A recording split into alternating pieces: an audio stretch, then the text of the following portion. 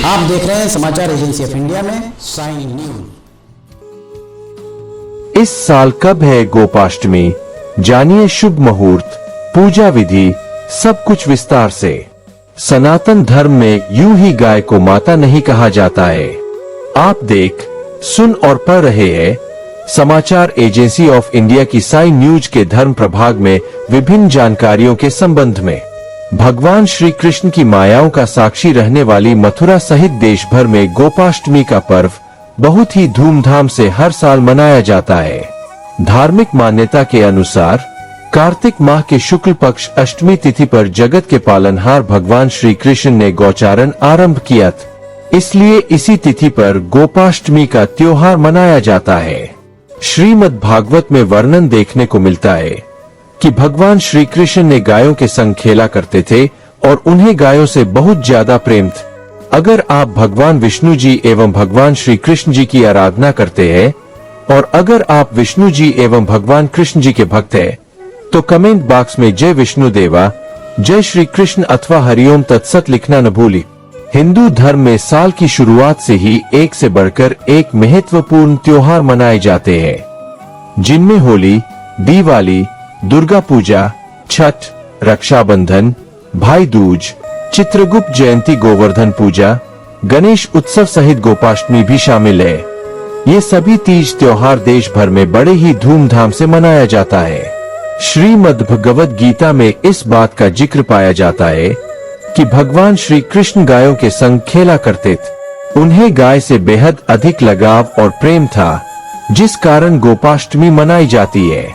इसके पीछे भी एक पौराणिक कथा जुड़ी हुई है। जानिए गोपाष्टमी 2024 की तिथि और शुभ मुहूर्त के बारे में। जानकार विद्वानों के अनुसार पंचांग के अनुसार कार्तिक माह के शुक्ल पक्ष की अष्टमी तिथि की शुरुआत 8 नवंबर को रात 11:56 से होगी। वहीं इस तिथि का समापन अगले दिन यानी 9 नवंबर को रात 10:45 पर होगा। ऐसे में गोपाष्टमी का पर्व 9 नवंबर को मनाया जाएगा। इसमें ब्रह्म मुहूर्त सुबह 4:54 से 5:47 तक, विजय मुहूर्त दोपहर 1:53 से 2:37 तक, गोधूली मुहूर्त शाम 5:30 से 5:57 तक एवं अभिजित मुहूर्त सुबह 11:43 से 12:26 तक रहेगा। इस दौरान अशुभ समय के बारे में बताया गया है कि राहु काल सुबह 9:22 से 10:43 तक एवं गुलिक काल सुबह 6:39 से 8:01 तक रहेगा। गोपाष्टमी पूजा विधि जानिए। इस दिन सुबह जल्दी उठे, स्नान कर साफ वस्त्र धारण करे, बछड़ों और गायों को स्नान कराए, सूर्य देव को अर्घ्य दे। इसके बाद गाय और बछड़ों का तिलक करे, चौकी पर भगवान श्री कृष्ण की मूर्ति को विराजमान करे, दीपक जलाकर भगवान श्री कृष्ण और गौ माता की आरती करे, जीवन में सुख शांति की कामना करे, भगवान कृष्ण को माला और भोग प्रसाद चढ़ाए। जिसके बाद गौ माता के अंग में मेहंदी, रोली, हल्दी आदि से गायों को सजाया जाता है। इसके बाद धूप, दीप, फूल, अक्षत, रोली, जलेबी, कपड़े और पानी से पूजा अर्चना कर उनकी आरती उतारी जाती है। पूजा समाप्त होने के बाद गौ ग्रास निकाला जाता है। इसके अलावा गौ माता की परिक्रमा की जाती है। फिर गाय को रोटी, गुड़, फल और मिठाई खिलाए। इसके बाद भगवान कृष्ण और गौ माता से आशीर्वाद ले। अंत में लोगों को श्रद्धा अनुसार दान करे। इस दौरान जिन मंत्रों का करें जप करे वे इस प्रकार है। सुरभि त्वं जगन मातर देवी विष्णु उपदे स्थिता, सर्वदेव में ग्रासमया दत्तमिमंग्रस, ततः सर्वमे देवी सर्वदेवैर्लर कृते, मातर्माभिलाषितं सफलं कुरु नंदिनी, सुरूपा बहुरूपाष्ट विश्वरूपाष्ट मात्र, गावो मामुपतिष्ठन्तामिति नित्यं प्रकीर्ते। अब जानिए गोपाष्टमी की पौराणिक कथा। भगवान कृष्ण जब 6 वर्ष के थे, तब उन्होंने माता यशोदा से कहा कि गैया अब हम बड़े हो गए हैं, अब से हम गायों को चराएंगे। माता यशोदा ने कहा कि जाकर नंद बाबा से पूछ लो। कृष्ण ने नंद बाबा से गाय चराने को कहा। तो नंद बाबा ने कहा कि अभी तुम छोटे हो, जब बड़े हो जाओगे तब चरा लेना, अभी केवल बछड़े चरा। तब कृष्ण जी ने बछड़ा चराने से मना कर दिया और कहा कि अब मैं केवल गाय चराऊंगा। तब नंद बाब ने कहा कि जाओ पंडित जी को बुला लाओ, वे मुहूर्त देखकर बता देंगे कि कब गाय चराना तुम्हारे लिए सही रहेगा। कृष्ण जी भाग भागकर पंडित जी के पास गए और कहा कि आपको नंद बाबा बुला रहे हैं और गौचारण के लिए मुहूर्त देखना है। आप आज का मुहूर्त निकाल देना, मैं आपको काफी माखन दूंगा। पंडित जी नंद बाबा के पास गए और पंचांग देखकर बार बार गिनने लगे। पंडित जी को देख नंद बाबा ने कहा कि आखिर आप बार बार क्या गिन रहे हैं? तब पंडित जी ने कहा कि आज का ही मुहूर्त निकल रहा है और अगले 1 साल तक कोई मुहूर्त है भी नहीं। तब नंद बाबा ने कृष्ण जी को गाय चराने के लिए अनुमति दे दी। वह शुभ तिथि कार्तिक मास में शुक्ल पक्ष की अष्टमी तिथि थी। यह तिथि आगे चलकर गोपाष्टमी कहला। गायों के महत्व का कारण जानिए।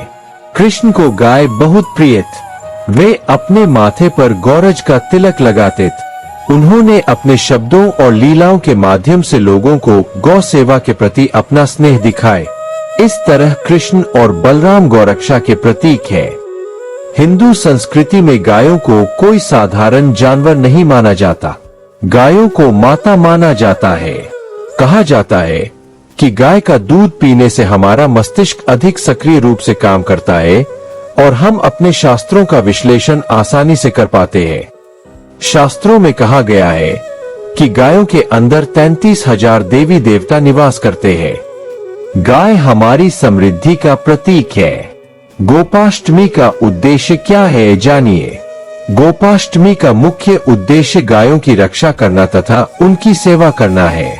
हमें हमेशा गायों को सुरक्षित, प्रेमपूर्ण तथा देखभाल करने वाला वातावरण प्रदान करने का प्रयास करना चाहिए, क्योंकि वे कृष्ण की प्रिय है। ऐसा कहा जाता है कि जहां गायों की सेवा की जाती है, वहां भगवान हरि असीम कृपा करते हैं। हम गायों के आशीर्वाद पर निर्भर है।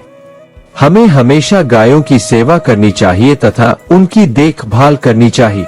गाय समृद्धि बढ़ाती है तथा आसपास आध्यात्मिकता स्थापित करती है। चाहे हम शहर में रहें या गांव में, देसी गाय का दूध पीना तथा उससे बने अन्य दुग्ध उत्पादों का उपयोग करना भी गायों की सेवा में योगदान देता है। ऐसा करके हम देश की अर्थव्यवस्था में महत्वपूर्ण भूमिका निभा रहे हैं। हरि ओम। अगर आप भगवान विष्णु जी एवं भगवान श्री कृष्ण जी की आराधना करते हैं और अगर आप विष्णु जी एवं भगवान कृष्ण जी के भक्त हैं, तो कमेंट बॉक्स में जय विष्णु देवा, जय श्री कृष्ण अथवा हरिओम तत्सत लिखना न भूलिए। यहाँ बताए गए उपाय, लाभ, सलाह और कथन आदि सिर्फ मान्यता और जानकारियों पर आधारित है। यहाँ यह बताना जरूरी है कि किसी भी मान्यता या जानकारी की समाचार एजेंसी ऑफ इंडिया के द्वारा पुष्टि नहीं की जाती है। यहाँ दी गई जानकारी में निहित जानकारी विभिन्न माध्यमों, ज्योतिषियों, पंचांग, प्रवचनों, मान्यताओं, धर्म ग्रंथों, दंत कथाओं, किंवदंतियों आदि से संग्रहित की गई है। आपसे अनुरोध है कि इस वीडियो या आलेख को अंतिम सत्य अथवा दावा न माने एवं अपने विवेक का उपयोग करें। समाचार एजेंसी ऑफ इंडिया पूरी तरह से अंधविश्वास के खिलाफ है। किसी भी जानकारी या मान्यता को अमल में लाने से पहले संबंधित विशेषज्ञ से सलाह लें। अगर आपको समाचार एजेंसी ऑफ इंडिया में खबरें आदि पसंद आ रही हो तो आप इसे लाइक, शेयर व सब्सक्राइब अवश्य करें। हम नई जानकारी लेकर फिर हाजिर होंगे, तब तक के लिए इजाजत दीजिए। जय हिंद।